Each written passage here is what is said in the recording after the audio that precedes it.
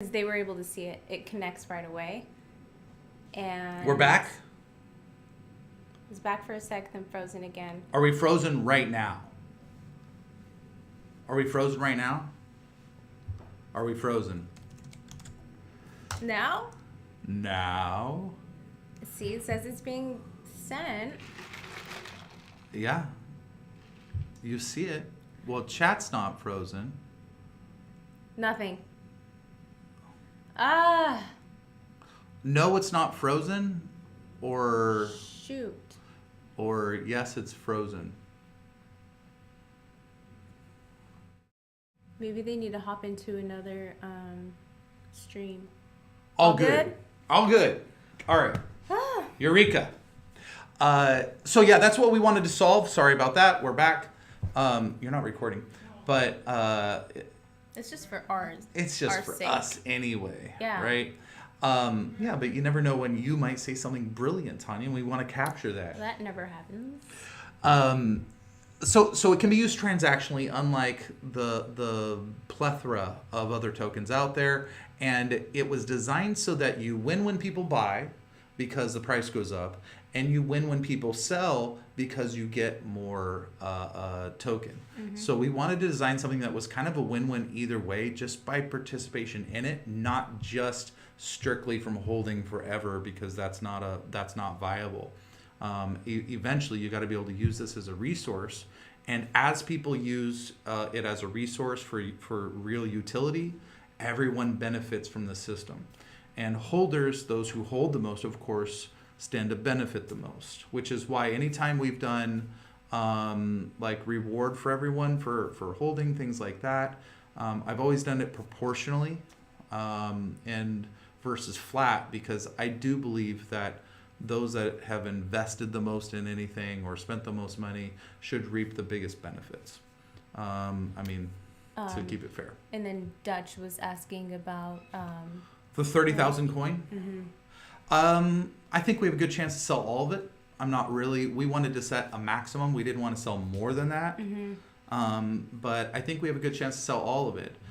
For us, it's kind of like some of that will go right back into liquidity for the upcoming exchange. Some of the liquidity we're just fronting right away. What's up, Red Rebel? Hey. And then the other thing is we are going to use, hopefully if we do well on that, a big chunk of those proceeds are going to be used or applied to the next exchanges. Mm-hmm.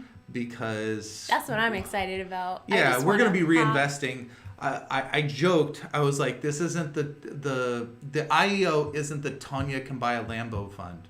It's I don't want a Lambo. Yeah, you do want a motorcycle, which scares the heck out of it. Motorcycle.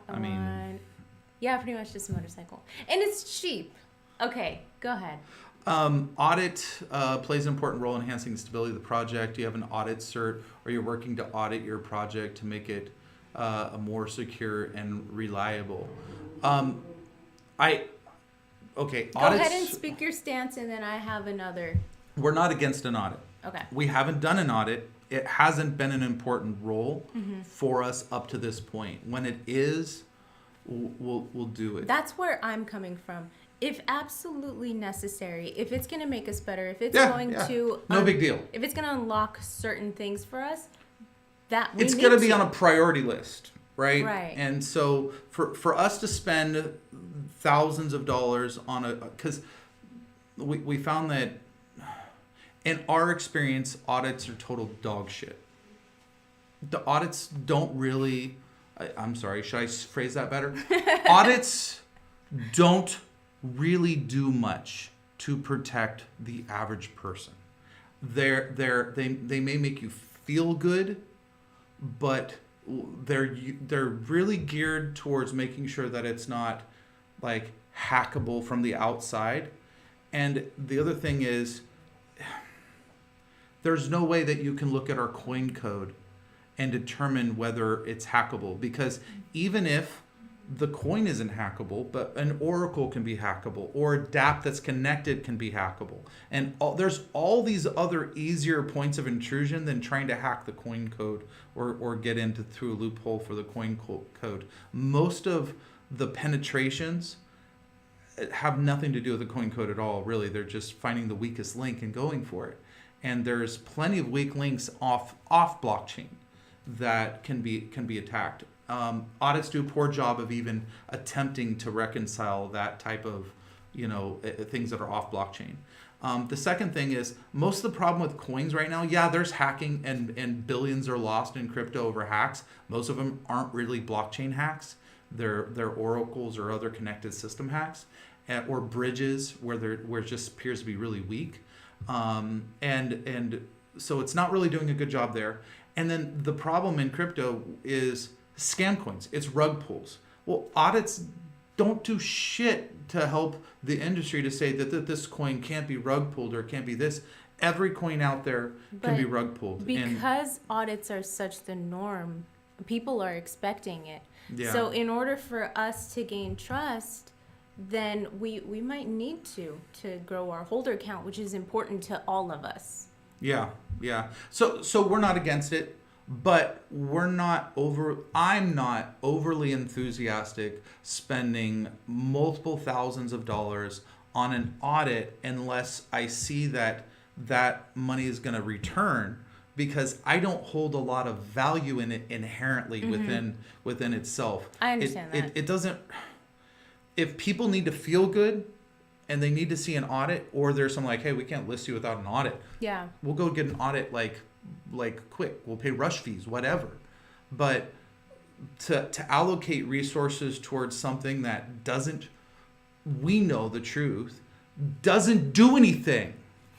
So passionate. Okay, Dutch says, have they given you an estimate of new holders? I see there's 30,000 available. Do you expect all to be sold? Oh, okay. I think you already. I did kind of answer that, Dutch, but I think it's worth repeating. Is I think there's a good chance we sell all those. We don't know. That exchange tends to have a high purchasing per person. If you look at where they stand right now, I think they're ranked like 27th, and they've done over 2 billion. They've done more sales than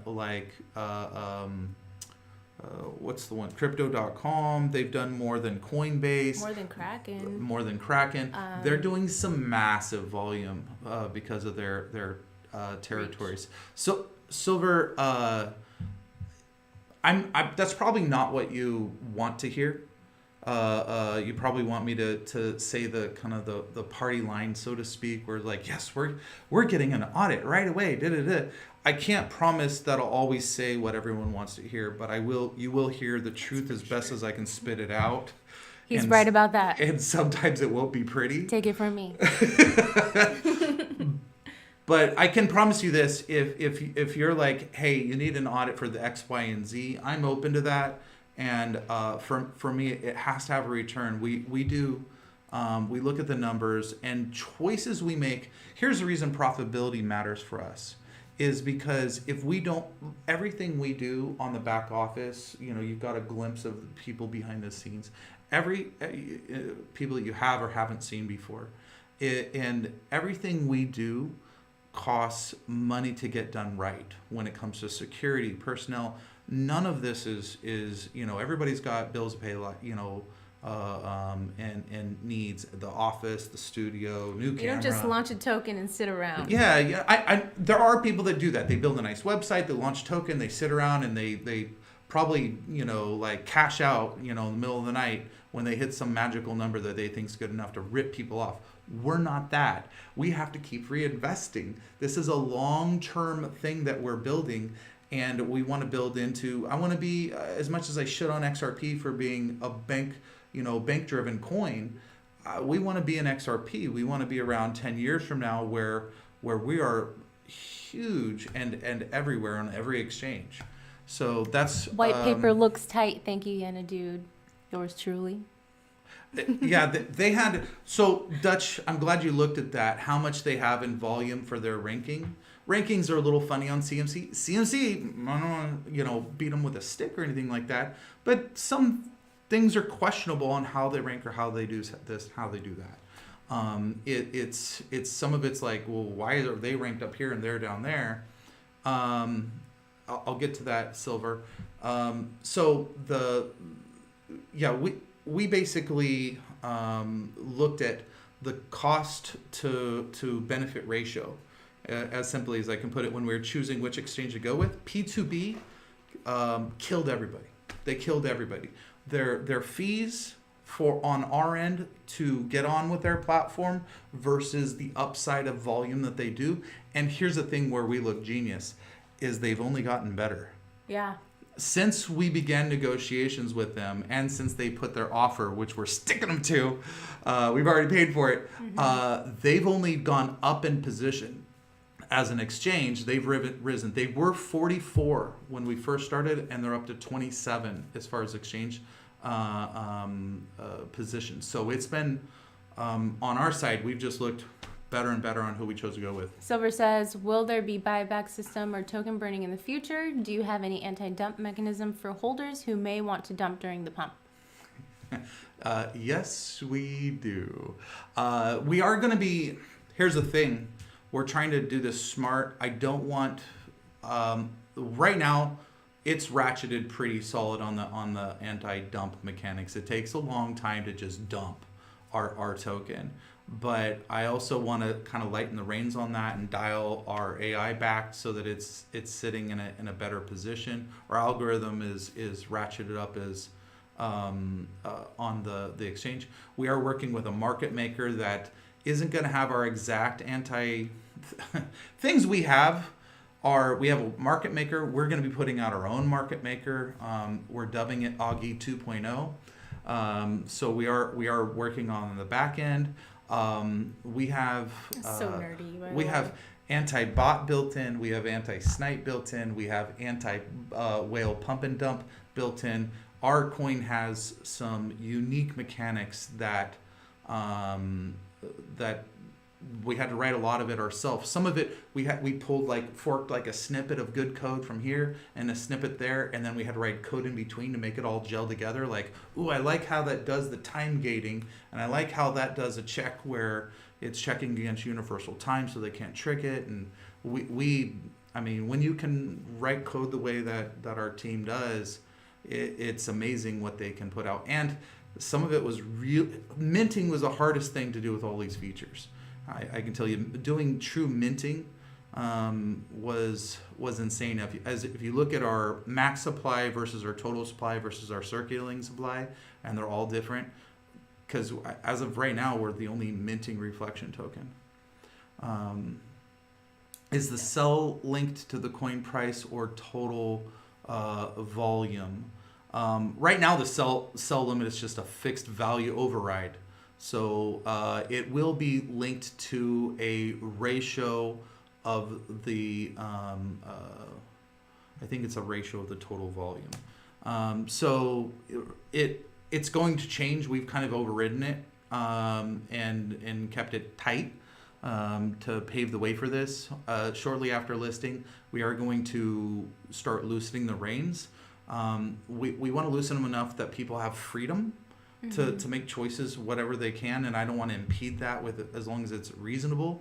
And it's going to be something that we kind of keep our eye on, like if we need to ratchet up or down and override as necessary to ensure that, I don't want anybody to people should be able to buy and sell, which will have a little effect on price, but it shouldn't, a couple people shouldn't be able to torpedo other people, and those protections are going to be still in place.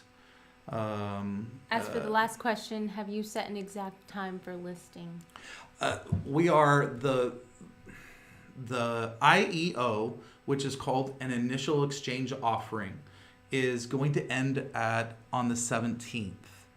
And so as from starting in 13 hours or 14 hours or whatever it is now, they'll be able to buy on the IEO. That's going to run for a full 5 days, 13th, 14th, 15th, 16th, and 17th. At the end of that 5-day period, the following day, we should be listed. So we still have some pieces, like getting this all in place has been a process. We're already well on our way to doing some of the things that are required for listing and working with a market maker. And market maker does two things. and on exchanges. They make sure that your volume that you always have fleshed out volume, so it augments and makes sure that there's no complete voids. And then the second thing it does is spread thinning. So it means that if you're listed on a centralized exchange, a decentralized exchange, maybe other centralized exchange, and make sure that your price spread between all of them is somewhat equalized. It's like a price match. Yeah, it's a price match. All it does is through a bot system, it says, hey, it's cheaper over there and it's more expensive over there. Well, to balance price, all it has to do is buy it a little bit over here and sell it over here. And then this price will go up because it's buying, and this price goes down because it's selling. Mm-hmm. And it just flattens everything. It does this automated. We're going to figure out what thresholds and intervals, like when the triggers are. And right now we're going to be using a service for it. We actually had a meeting with them this morning. Mm-hmm. And they keep a 24-hour look on your coin, and they alert you if there's anything. So it's kind of a nice service where I'd have to hire somebody just to do what they do. Even if I had their bot system, I'd have to hire staff to do what they're doing. But as we go on multiple exchanges, it kind of gets a little cost prohibitive because they charge per exchange. Yeah, that's what I wanted to ask. Yeah, no, so it's not crazy, right? They're anywhere from like, thank you, Silver. They're anywhere from like 3,000 to 8,000 per month for market making on one exchange or two exchanges to do the spread thinning. But an additional like 3,000 a month per other exchange. If you're on, a bunch of exchanges, for us as a developer, it's better to hire a person or hire a couple people, and we write our own stuff. So I tend to like to write our own stuff anyway. Mm. I had a question. So I saw a couple people on P2B do several rounds of IEOs. What do you think about that?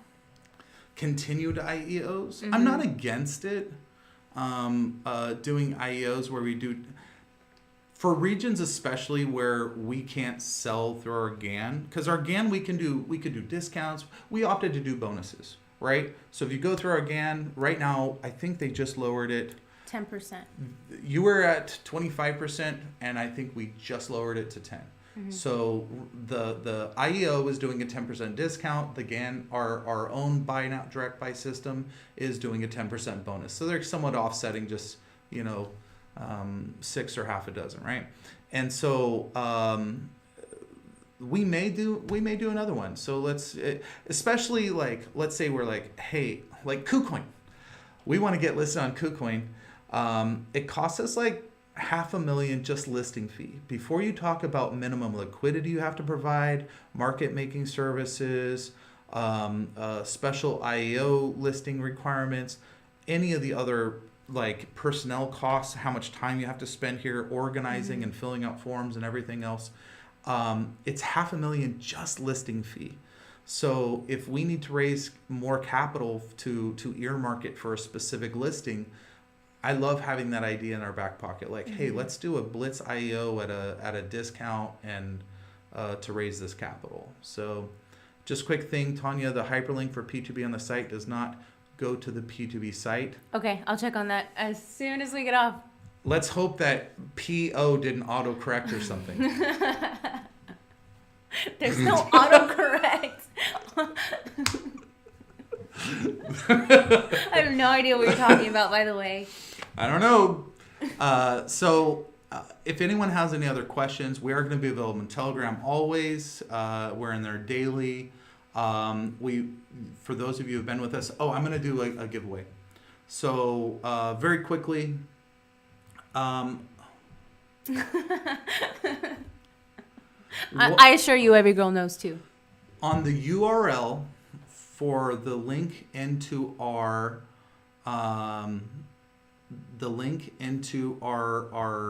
IEO, what are the numbers right next to A and B?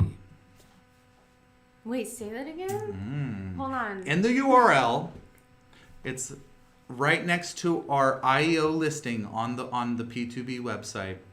What are the 3 digits that are right in the URL next to our name? You don't know. You're asking people to go on a scavenger hunt then, because I don't even know that. All right. I don't even know how much I should give away. I mean, I don't even know what you're talking about. we'll do 20. What are you talking about? Boom! What? 497 for what? Like, what is that even? Oh my god. Dutch! Send me your info. That's good for 20 Anubits. Thank you, guys. Spread the word. You guys are fantastic. We are so appreciative of the community. And everything we've done up till this point, and all the projects you've been with us for me, this has been the best. Yeah. It's super fun. It's super fun. Yeah. we love what we do. Part of that is it's all made possible for you guys believing in us. We believe in ourselves, but it's really appreciated that you guys believe in us too. 6 months. Yeah. Yeah, the work has just begun. I promise you that.